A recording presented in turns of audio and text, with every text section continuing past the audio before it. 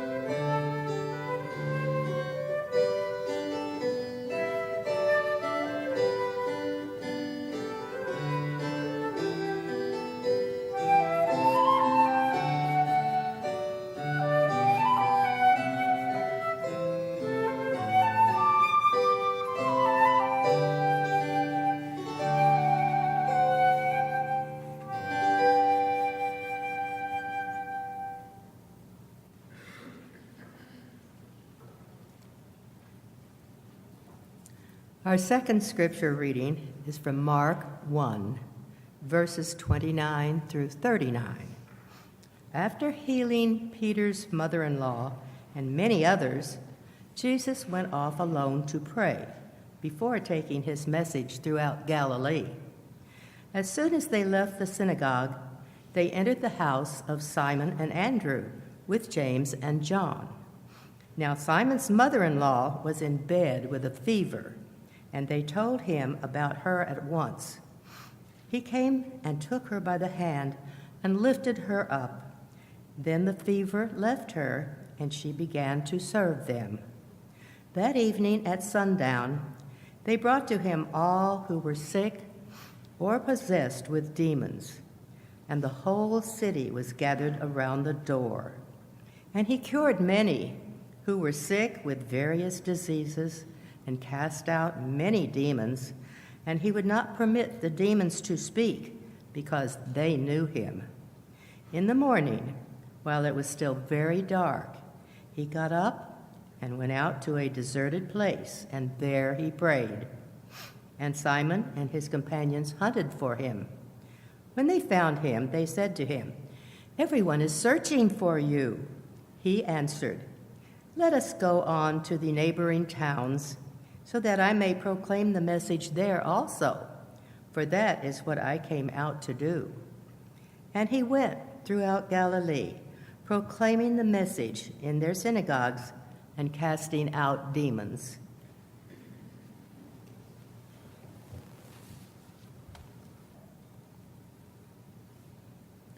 Keep your eyes on the prize. Coaches and leaders often use this phrase to remind their disciples to focus on what really matters, to keep from getting distracted by those things that pull away from the goal, and to stay true to the things that will get them to the goal. Tonight, two football teams will face each other in the biggest event of the season, Super Bowl 52. The New England Patriots, seeking their league-tying 6th Super Bowl win, face the Philadelphia Eagles, who are aiming for their first Super Bowl win. But at the sport's biggest events, much of the hype and buildup can distract players from their goal. USA Today columnist Mike Jones reports that for the week leading up to the game, players must adjust to living in a new town, and in this case, living in hotels that attach directly to Minnesota's Mall of America. A setup with many potential distractions for the players. To confront this, players and coaches come up with strategies to help them keep their eyes on the prize. Eagles coach Doug Peterson says, "The way we set the schedule up with meetings and practice and everything, we try to keep them away from as many of the distractions as possible." Patriots cornerback Malcolm Butler simply pastes 2 notes on the inside of his hotel room door. "Lock in," one says. "Nothing else matters but this game," the other note reads. Amidst all the overwhelming distractions, the teams find ways to help them keep their eyes on the prize. In today's passage from the book of Mark, which picks up where last week's reading left off, we encounter Jesus in mission to the people around him, healing people's illnesses and casting out their demons. As followers of Jesus, we aim to take our mission cues from Jesus and engage with service in our community. How do we, as a church, stay focused and true to our mission amidst all the potential distractions around us? After all, we face some pretty mighty tasks, and it can get to the point where all of it just gets overwhelming. At South Street Christian Church, In order to keep up with our goals, we constantly seek people willing to give of their time and their talents, to bring worship every Sunday, to serve the community around us, to guide our children and one another in education, to care for those in the hospital and who cannot make it to church, to care for our facility and our property, to care for creation, and so much more. And we sometimes struggle to keep up. The more work the church does, sometimes it feels like the more work we have to do. In addition to church, many of each of our lives' tasks can become overwhelming, whether it's work or family, friends, homes, cars, safety, money, food, illness, aging, conflict, death, discrimination, oppression, or anything else. For many of us, the more we do, the more it feels like we have to do. The tasks seem to outweigh the talents capable of handling them.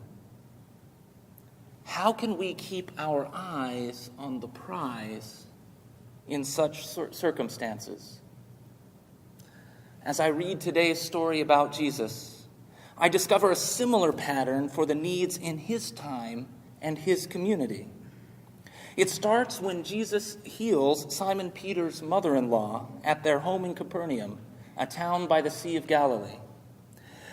When Jesus hears about it, he heals her, and she begins to serve them. Something about this miraculous and remarkable event must have struck a chord with the townsfolk. Because when word spreads about Jesus' ability to heal, crowds start to flood that poor mother-in-law's home. Even after dark, as verses 33 and 34 tell us, the whole city was gathered around the door. And Jesus cured many who were sick with various diseases and cast out many demons. Jesus started by meeting the need of his disciples' mother-in-law, and soon he was trying to heal everyone in town. The more he healed, the more people came to be healed. The problem had grown to the point where it became overwhelming. Jesus does manage to get away to a deserted place and for some peace and quiet. But Simon Peter and his friends come looking for him. The text says they hunted for him. Everyone is searching for you, they tell him in verse 37. Clearly, Jesus did not manage to meet all of the people's needs. The more Jesus does, the more he has to do. He cures diseases, but disease remains in the city. And disease is part of the hopelessness that many people were facing in their lives at that time. A disease could complicate the already overwhelming tasks of the day, the just scraping to get by, the working long hours to make ends meet. A disease made all the other struggles to survive that much harder. And the situation didn't seem to improve from year to year. Except for their hope that God would deliver them, it might have felt that they would face this situation forever. They faced not just the disease, but they faced the rule by disease. Disease disrupted their lives, and disease called the shots. Jesus healed, but the town still needed healing.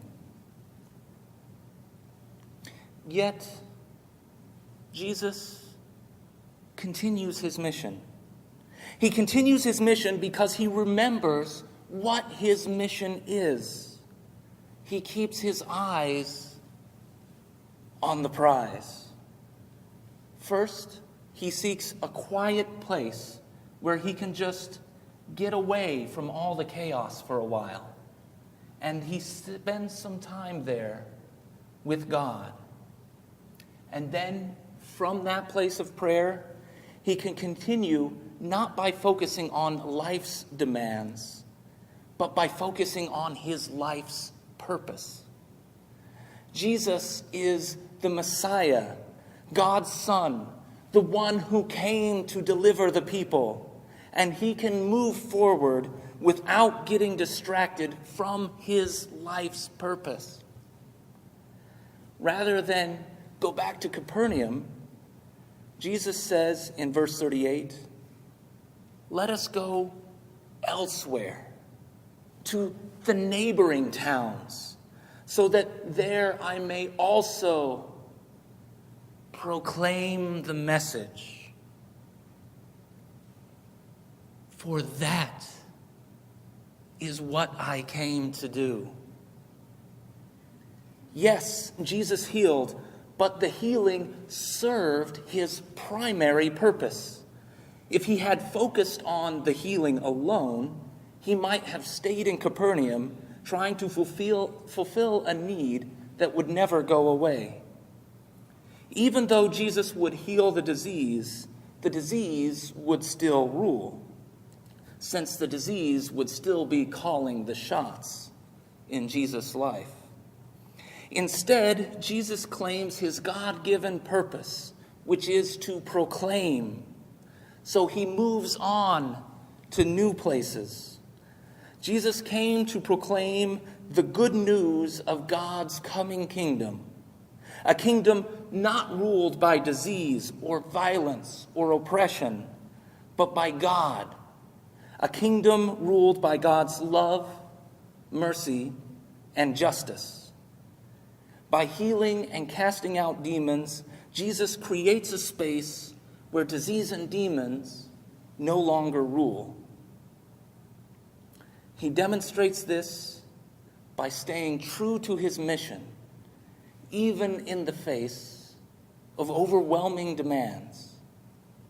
Jesus keeps his eyes on the prize. When the tasks at hand seem to outweigh the talents capable of handling them, Jesus calls those who follow him to recognize a kingdom in which those tasks are no longer what rules and controls. The tasks don't go away, just as the disease didn't go away in Capernaum, but they no longer call the shots. Instead, we reclaim our purpose, and we let the other tasks serve that purpose. Each of us has a different purpose, but in Jesus, together we claim a life where those things that overwhelm us no longer rule. When we experience such a life and it becomes real for us, we proclaim this life to others. We keep our eyes on the prize. Many in tonight's Super Bowl plan to keep their eyes on the prize, but not just in the game itself, but in a purpose that goes beyond football. According to Lorenzo Reyes of USA Today, the New England Patriots work to make their team a place where everyone, from the stars to the practice squad, is treated as equals.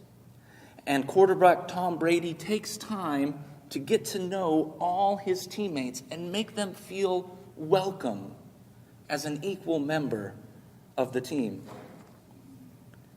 According to Rob Mattey of the Associated Press, Philadelphia quarterback Carson Wentz and many of his teammates inspire one another in the Christian faith, and their position as athletes help them to spread the word and engage in mission projects throughout the world. According to USA Today columnist Jarrett Bell, Eagles safety Malcolm Jenkins and defensive end Chris Long work together to bring attention to social issues and to advocate for justice. And their place on an NFL team helps them toward these ends. Even with their eyes on the highest prize in football, these athletes claim a higher purpose, and their love of football serves that purpose. Over 50 years ago, keeping to a higher purpose inspired the civil rights movement to keep the oppression and hatred that surrounded them from calling the shots. In its most difficult times, the phrase, "eyes on the prize," gave hope and a means of marching forward for an oppressed and suffering people. Many, through their lives, demonstrated what it means to live free from the insufferable demands placed upon them. And through their lives, they proclaimed a kingdom based on love, mercy, and justice. As we approach the season of Lent, which will begin in just a week and a half on Ash Wednesday, let us consider the ways we can seek a quiet space and spend some time with God. And from that place of prayer, perhaps we can discover our life's purpose. Perhaps we can learn to keep our eyes on the prize.